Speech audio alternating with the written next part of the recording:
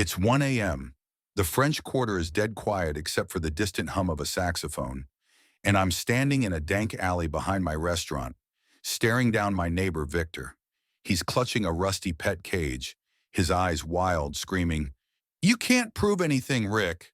The air smells like mildew and betrayal, and I'm shaking, not from fear, but from the rage of realizing this guy's been trying to destroy everything I've built. How did I get here? Let me take you back to the beginning, when my biggest worry was perfecting my grandmother's gumbo recipe. 2 years ago, Rick, poured my heart, soul, and every penny of my savings into opening Bayou Bites, a Creole restaurant in the heart of New Orleans' French Quarter. I'd spent years as a line cook, dreaming of a place where my family's recipes, passed down from my mama in Baton Rouge, could shine. We're talking shrimp étouffée so rich it makes you cry, jambalaya with a kick that lingers like a jazz riff, and beignets dusted with powdered sugar so fine it's like eating a cloud. Opening night was magic. The brass band played "When the Saints Go Marching In." The air was thick with the scent of rue and cayenne, and every table was packed with locals and tourists laughing over steaming plates. I stood by the bar, my apron still dusted with flour, grinning like an idiot because I'd done it. This was my legacy. Next door, though, was Victor's Diner, a greasy spoon that looked like it hadn't been cleaned since the Nixon administration. Victor, the owner, was this wiry guy in his 50s with a comb-over and a permanent sneer. He'd inherited the place from his dad and ran it like he was doing the world a favor by keeping it open. His menu was stuck in 1975. Think soggy fries and burgers that tasted like regret. When I moved in, he didn't exactly roll out the welcome wagon. The first time we met, he strutted onto my porch, arms crossed, and said, "You think you can waltz in with your fancy spices and steal my customers? This is my corner." His voice had this high-pitched edge, like he was one bad day from a full-on tantrum. I brushed it off, thinking, live and let live, right? Big mistake. Things were going great for Bayou Bites. We hit the ground running with 5-star reviews, lines out the door, and even a write-up in NOLA Eats calling my gumbo a love letter to Louisiana. Victor's Diner, meanwhile, was bleeding customers. I'd see him through his dusty windows, glaring at my packed patio while his booth sat empty. I felt bad for the guy until the first blow landed. It was 3 months after opening late summer when the first health inspector showed up unannounced. I was in the kitchen, stirring a pot of crawfish bisque, the air heavy with butter and thyme, when my sous chef Marie poked her head in. "Rick, some guy in a tie wants to see you. Looks serious." My stomach dropped. The inspector, a stern woman with a clipboard, marched through my spotless kitchen, checking every corner. Fridges, vents, even the spice racks. She found nothing, not a crumb out of place. "Someone filed a complaint about rodents," she said, raising an eyebrow. "Anonymous tip. You're clean, but we'll be back if there's another." Rodents? In my kitchen? I was obsessive about cleanliness. Mama would have risen from her grave if I let a speck of dirt near her recipes. I thanked the inspector, but my hands were shaking as I saved her report in a folder labeled Health Dept. Something felt off. That night I got an email from the city, another complaint, this time claiming rat droppings near the prep station. I hired an exterminator the next day, a guy named Tony who smelled like cigarettes and had a handshake like a vice. He combed every inch of Bayou Bites and found nothing but a few cobwebs in the storage room. "You're cleaner than my mama's house," he joked, handing me his report. I paid the $300 bill and filed it away, but the unease was creeping in like fog off the Mississippi. Then a week later, another inspection. Same story. Anonymous tip, no violations. I started logging every call and email, saving them in a digital folder. I even printed hard copies, stacking them in my tiny office next to the gumbo pot sketch my niece drew for opening day. I didn't know who was behind this, but Victor's smug grin as he leaned on his porch, watching the inspector leave, was starting to burn into my brain. I'd catch him muttering to his lone waitress, throwing side eyes at my staff. Was he just bitter, or was this something more? I couldn't shake the feeling that this was only the beginning. If you're enjoying this wild ride, hit subscribe and drop in the comments what city you're reading from. I could use the support, and I'm dying to know how far this story's traveling. It was early fall, about a month after the second health inspection, and Bayou Bites was still pulling crowds despite the anonymous complaints. I was in my office, a cramped room behind the kitchen that smelled like coffee and cayenne, checking the day's reservations when my phone pinged. A new Yelp review. I opened it, expecting another rave about my crawfish étouffée. Instead, it was a one-star screed.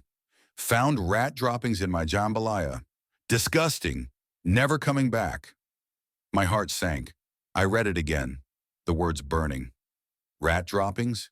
In my food? I'd spent $500 on pest control to prove my kitchen was spotless. Then another notification hit. Google reviews this time. Filthy place. Saw a rat scurry across the floor. Avoid. By noon, 5 more popped up.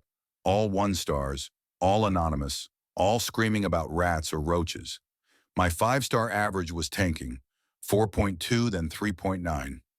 Reservations dropped. I had empty tables on a Friday night, unheard of in the French Quarter. Customers whispered as they left, eyeing the corners like they expected vermin to waltz out. I felt like I was drowning. My staff, Marie, my sous chef, and Jamal, my head waiter, kept spirits up, but I could see their worry. This wasn't just my dream, it was theirs too. I started digging. I screenshotted every review, noting dates, times, and wording. They were too similar.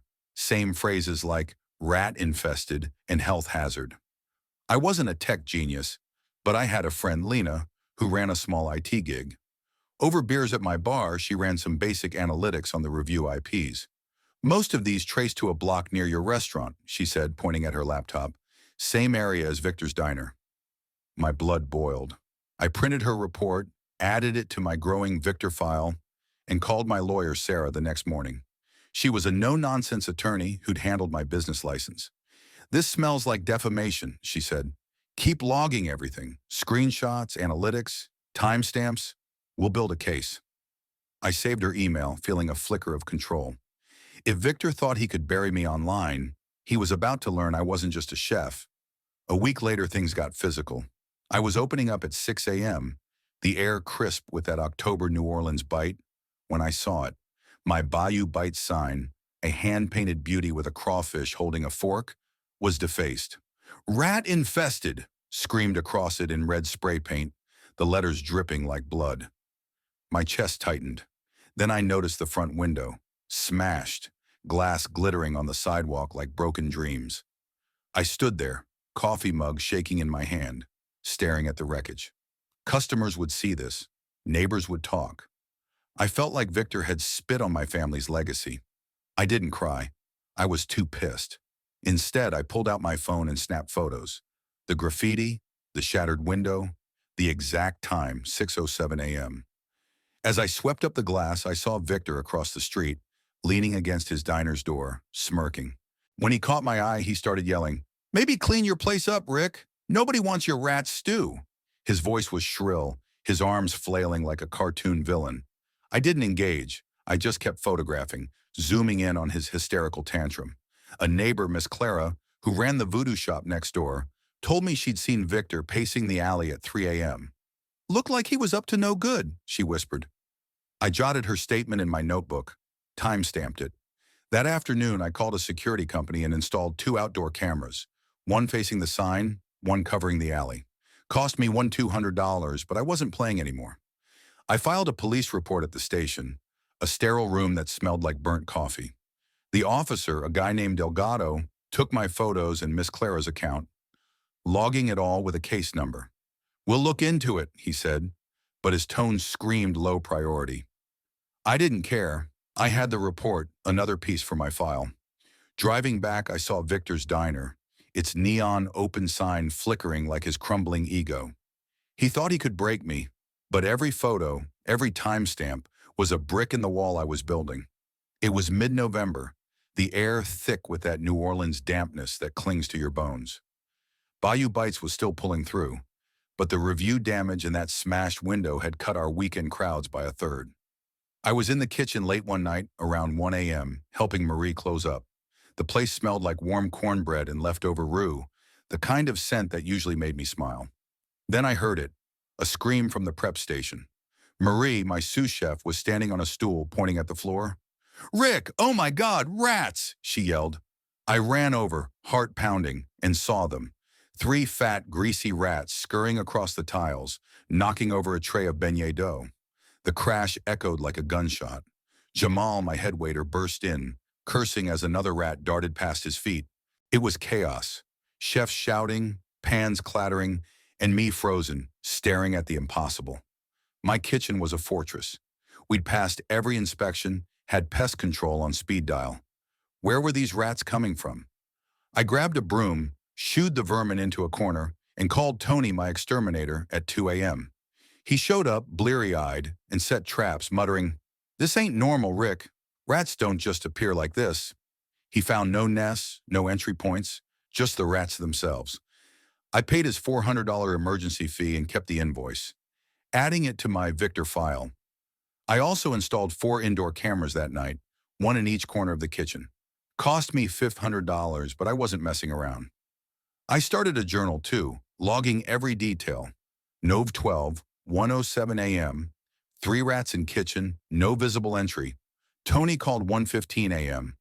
The next night, it happened again. More rats, 5 this time, right after midnight. They chewed through a sack of rice, leaving a trail of grains like a taunt. Marie was near tears. Jamal threatened to quit. I checked the cameras the next morning, scrubbing through hours of footage.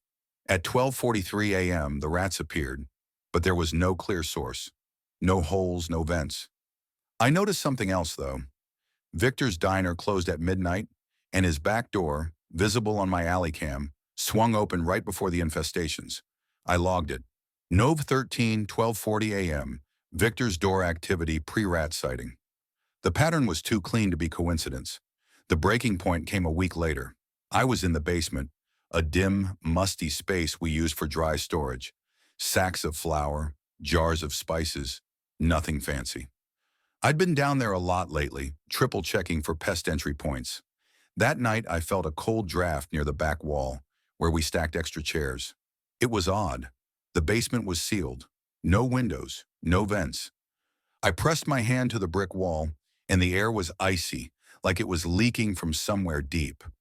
I grabbed a flashlight and tapped the bricks. One section sounded hollow. My gut churned. "Marie," I called upstairs, "bring a crowbar." We pried at the wall, bricks crumbling like they'd been waiting to spill their secrets. After an hour, we broke through to a narrow, damp tunnel, the air reeking of mold and earth. It stretched into darkness, maybe 50 feet, and ended at another bricked-up wall, right under Victor's diner. My jaw dropped. Marie whispered, "What the hell is this, Rick?"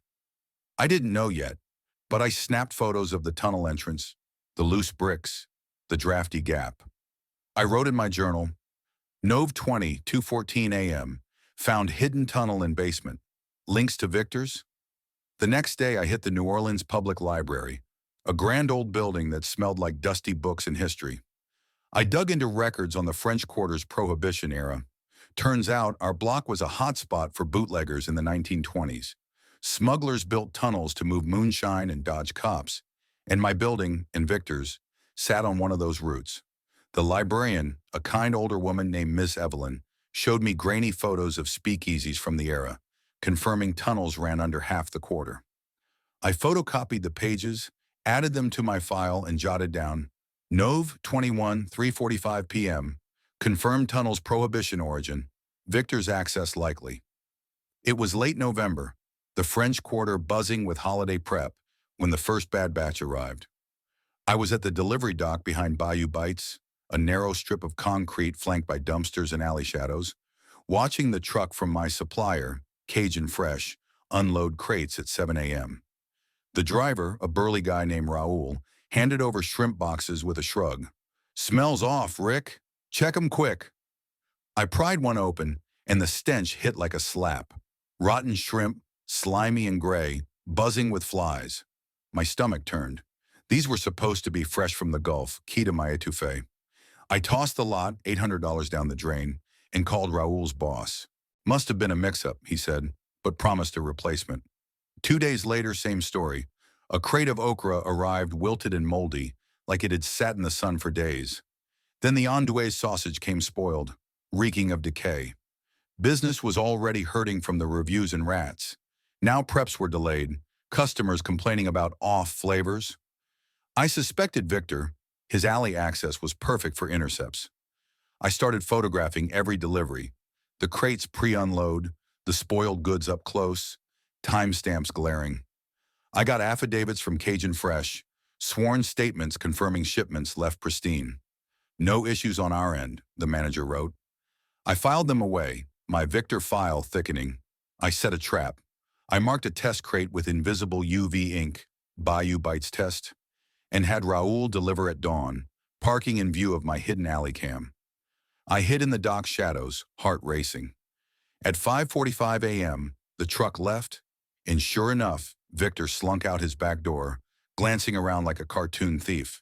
He pried the crate with a crowbar, dumped something foul inside, looked like old garbage, and resealed it. Gotcha. My cam caught it all. High-def footage of his face, the tampering, the smug retreat.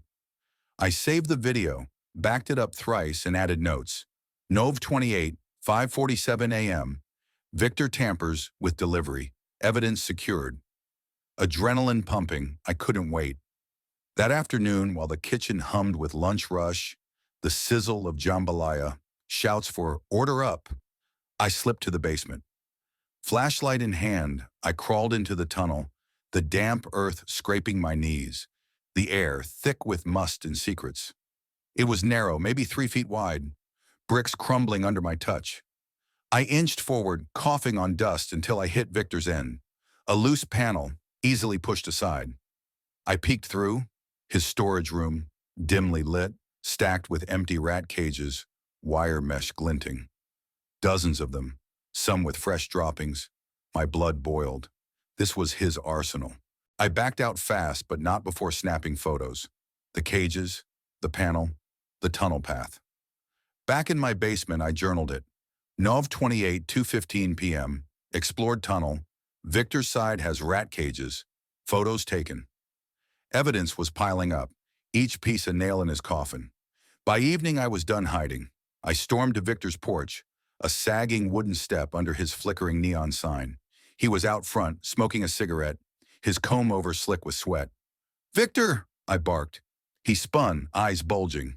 "What the hell do you want, Rick? Get off my property." I held up my phone, showing a still from the delivery cam. "This you? Tampering with my shrimp? And those cages in your basement? Nice touch with the rats." His face twisted, arrogant sneer to hysterical rage in seconds. He lunged forward, screaming, "You're ruining my legacy. My dad built this place, and you come in with your trendy crap, stealing everything. I'll bury you, you hear me? Those rats were just the start. I'll make sure you never serve another plate." Spittle flew, his arms waving wildly, voice cracking like thunder. I stayed calm, my phone recording audio discreetly in my pocket. "Keep talking, Victor. Tell me about the tunnel." He ranted more. "That old bootlegger hole? Perfect for pests. You deserve it." I got it all. His confession, his hysteria, time-stamped 6:32 p.m. I walked away as he yelled threats, adding the file to my collection. He'd slipped, and I had the proof.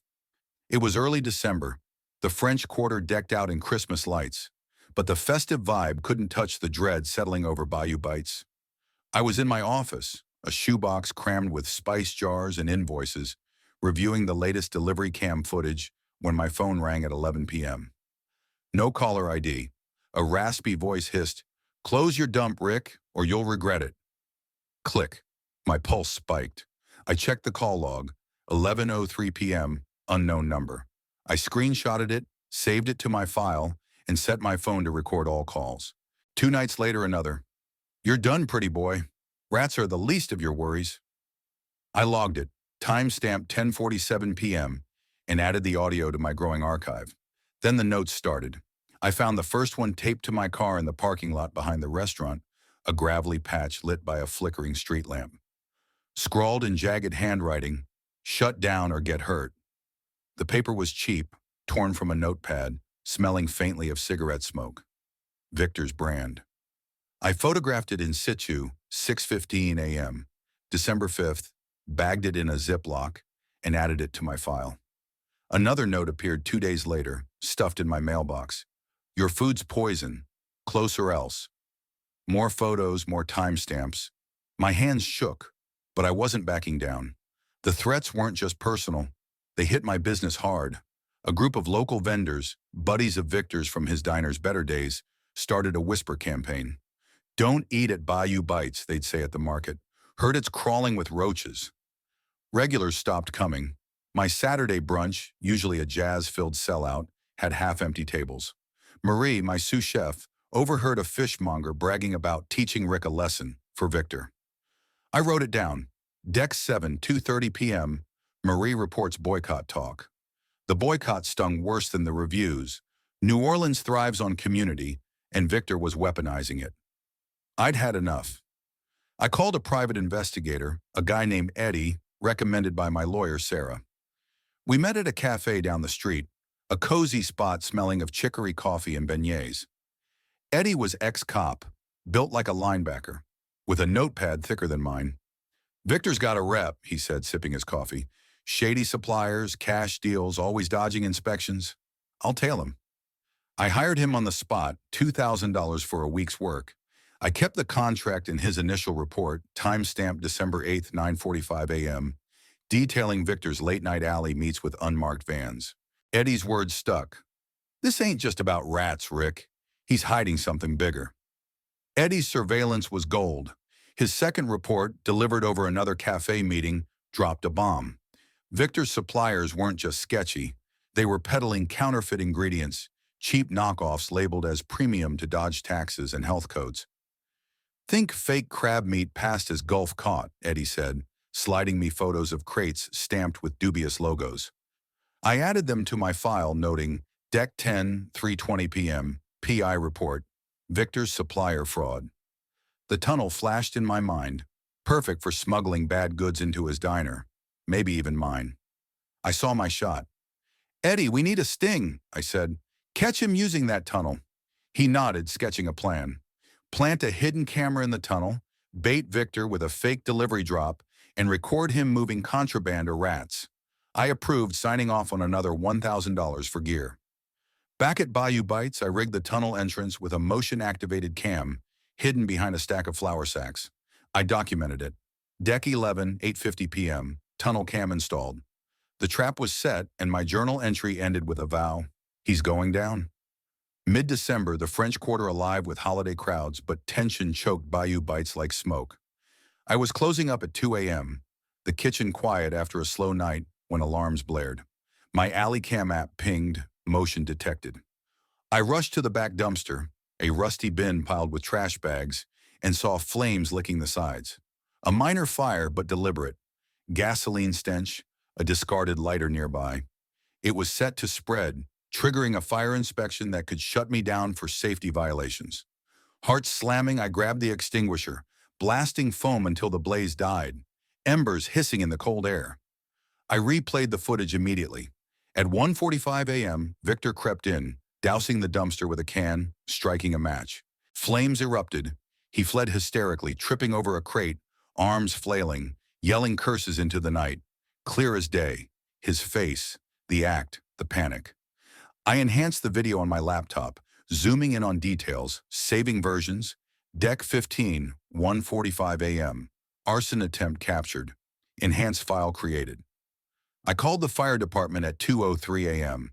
They arrived in minutes, sirens wailing. The chief, a grizzled vet named Harlan, inspected the site, nodding at my cam feed. Looks like arson, he said, handing me a preliminary report. I photographed it, added it to my file. Charred debris pics, timestamps galore. Police rolled in next, Officer Delgado from my vandalism report. We'll process this, he said. But I wasn't waiting. I had the video, the report, irrefutable proof of Victor's desperation.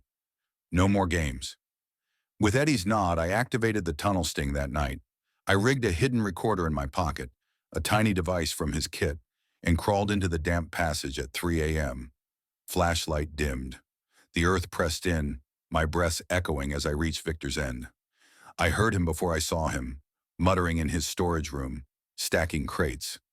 I burst through the panel, recorder rolling. "Victor, it's over!" He spun, eyes wild, dropping a cage. "Rick, you can't be here!"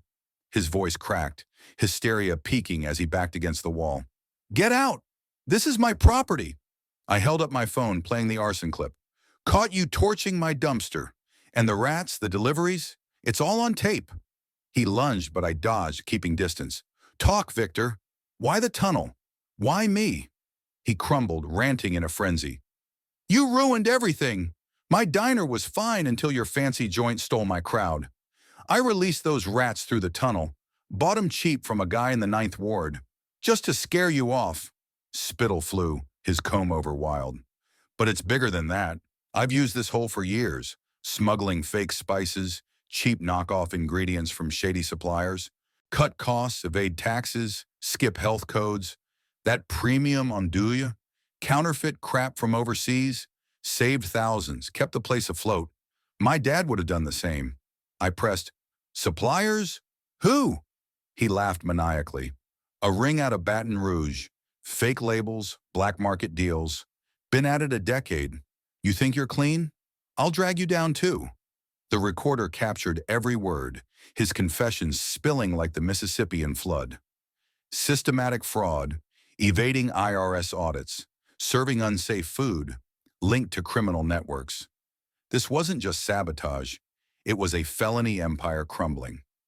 I backed out fast, but Victor chased, screaming threats. I hit the basement, called 911 at 3:22 a.m. "Intruder in my building. Caught on tape." Cops swarmed, Delgado leading, cuffing Victor in his storage room amid the cages and fake crates. "You're done, pal," Delgado said, eyeing the tunnel. I handed over my file, videos, reports, the fresh confession audio. Eddie arrived, his PI report sealing it. Supplier names, transaction logs hinting at the Baton Rouge ring. Victor wailed hysterically as they hauled him away. "It's not fair. He started it." By dawn, the station buzzed. I gave my statement, watching Victor in holding, his arrogance shattered. The fraud reveal was massive. DA involved, warrants for his suppliers. My evidence? Bulletproof. It was March, 3 months after Victor's arrest in his rat cage-filled storage room. The New Orleans courthouse smelled of polished wood and stale coffee, its high ceilings echoing with footsteps. I sat in a stiff suit, my lawyer Sarah beside me, my Victor file now a binder thick as a Bible. Screenshots, camera footage, fire department reports, Eddie's PI logs, and that golden audio of Victor's tunnel confession. Across the room, Victor slouched in a cheap blazer, his comb-over limp, eyes darting like a cornered animal. His lawyer, a nervous guy with a briefcase full of excuses, kept whispering to him, but Victor's face was pure panic. The case was airtight. Defamation for the fake reviews, sabotage for the rats and vandalism, and contamination for the tampered deliveries. Sarah laid it out methodically, projecting my evidence on a courtroom screen. Alley cam clips of Victor torching the dumpster, tunnel footage of his cage stockpile, the audio of him ranting about fake spices and his Baton Rouge fraud ring. The judge, a stern woman with silver hair, leaned forward, her gaze boring into Victor. When Sarah played his confession, "I released those rats, smuggled fake ingredients for years," the courtroom gasped. Victor exploded, leaping to his feet, screaming, "It's not fair. He stole my customers, my dad's legacy." His voice cracked, shrill and desperate, spit flying as his lawyer yanked him down. The judge banged her gavel, silencing him, but his hysteria was the final nail. My turn on the stand was steady. I recounted every hit, health inspections, lost revenue, $50,000 and counting. The emotional toll of seeing my staff scared and customers gone. I held up my journal, pages worn from nightly entries, and said, "I documented everything because I knew the truth would matter." The judge nodded, her expression softening. Victor's defense crumbled. His lawyer mumbled about stress and no intent, but the evidence was overwhelming. The ruling came fast, guilty on all counts. The judge ordered Victor's diner shuttered for health code violations and fraud, hit him with $100,000 in damages to me, and referred his case to the DA for criminal fraud charges tied to his supplier ring. As deputies let him out, Victor turned, red-faced, yelling, "You'll pay, Rick! This isn't over!" But it was. I clutched Sarah's hand, relief flooding me like a warm Gulf breeze.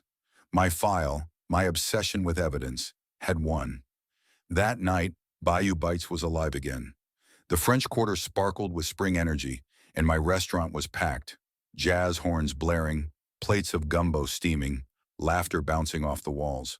Marie and Jamal led a toast, raising glasses of sweet tea. To Rick, who fought like hell and won. The crowd cheered, and I grinned, my apron back on, the smell of crawfish étouffée wrapping me like a hug.